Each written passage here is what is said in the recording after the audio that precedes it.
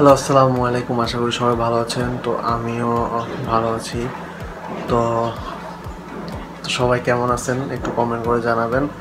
তো আজকে ভাবলাম যে আরেকটা ব্লগ বানাই, কারণ আমার ছোট বোন সে আমাকে ওই দিন বলতেছিল যে ভাইয়া তোমার ব্লগগুলো অনেক সুন্দর হয়, তুমি ব্লগ ভিডিও বানাও।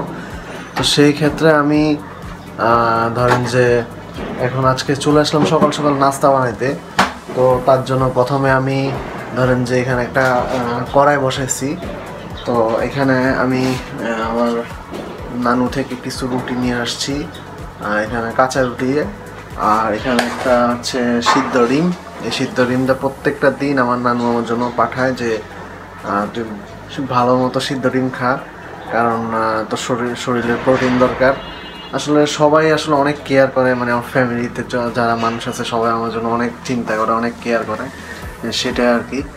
তো আমি এখন রুটিটা এখানে সেঁকবো। তো আপনারা দেখতে থাকুন, সাথে থাকুন।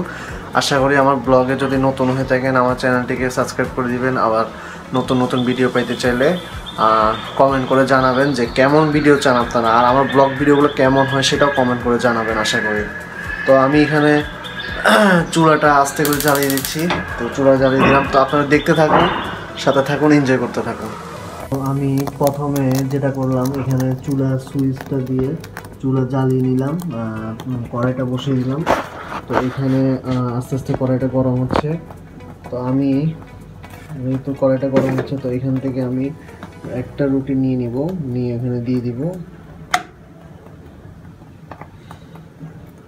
অবশ্য সকাল সকাল কার কার রুটি খেতে পছন্দ সেটাও কমেন্ট করে জানাবেন আমাকে।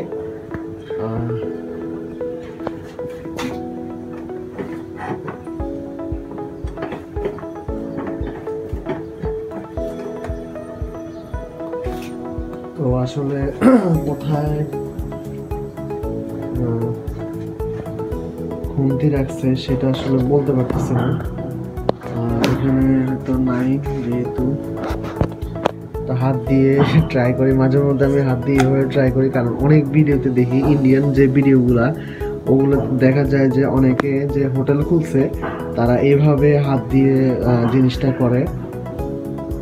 তো আপনারা দেখতে থাকুন, সাথে থাকুন, আর এনজয় করতে থাকুন। আর এইদিকে হচ্ছে সূর্য মামা আজকে অনেক তাড়াতাড়ি সূর্য দিছে এই 2 দিন, কারণ কোনো মতেই রোদ ছিল না। আর বাইরের দিকটা যেহেতু দেখায় আমার ভিউ, বাইরে হচ্ছে কি এখনো কোনো গাড়ি নাই, কোনো মানুষও নাই, দেখা যাচ্ছে একটাও মানুষ মনে হয় না দেখতেছি। মাত্র একটা সিএনজি গেল। আশেপাশে ভিউটা অনেক সুন্দর এখানে, মানে আপনি যেহেতু ভিডিও করবেন ভিডিওর জন্য ভিউটা অনেক সুন্দর। এই রুটি এক সাইড হয়ে গেছে, আরেক সাইড উল্টাই দিছি। তো এই আর কি,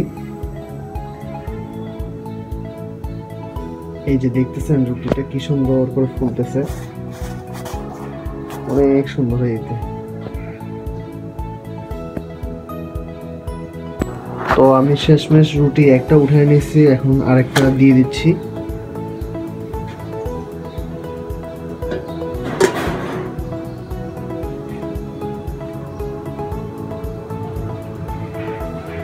তো এইভাবে 10-15 মিনিট যতক্ষণ লাগে আর কি। আর চুলাটা মনে হয় একটু বেশি বাড়ানো হয়েছে, কমানো উচিত, কারণ রুটিটা হচ্ছে কি পুড়ে যাচ্ছে। আমি রুটিটা হাত দিয়ে আবার উল্টিয়ে দিচ্ছি, দেখেন কি সুন্দর, মানে এক সাইড কতক্ষণ যদি দেওয়া হয় কত সুন্দরভাবে সেটা মানে হয়ে যায়, বেশিক্ষণ লাগে না। তো আবারও আরেকটা উঠে নিলাম, এখন আরেকটা দিয়ে দিব। যেহেতু সকালবেলা আমি 2টা খাই, আম্মুর জন্য দিছে, যেহেতু আম্মু ভাত খেয়ে ফেলছে, তো এখন আমি রুটিগুলো খেতে হবে, কিছু করার নেই, কারণ ভাতের পরিমাণটা আসলে অনেকে বলে যে যাদের ফ্যাট মানে একটু মোটা তাদের জন্য হয়তো রুটি খাওয়াটা আমি মনে করি বেটার। একটা খাক আর 2টা খাক, পরিমাণ মতো ভাত যতটুকু খাবে সকালবেলা ততটুকু ওই পরিমাণ রুটি খাওয়া আমার মনে হয় উচিত। তো এখানে আমি আবার উল্টিয়ে দিলাম।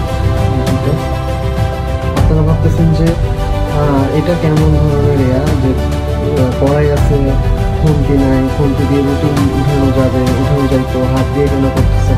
আসলে হাত দিয়ে করাটা আসলে আমি মনে করি এটা রিস্ক হয়ে যায়। ঠিক আছে, হয়তো হাত পুড়ে যাবে বা কিছু, কিন্তু এখন আমি এই যে দেখেন, আপনাদেরকে দেখাতে পাচ্ছি না, সেই দিকে আমি রুটিটা হাত দিয়ে শিখতেছি।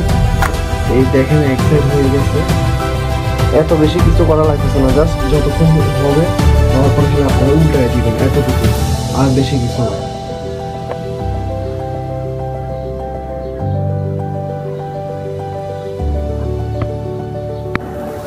সো হ্যালো গাইজ, তো আমার রুটি অলরেডি সেকেন্ড হয়ে গেছে। আমি এখন ডিমটা ছিলবো, তো দেখতে থাকুন।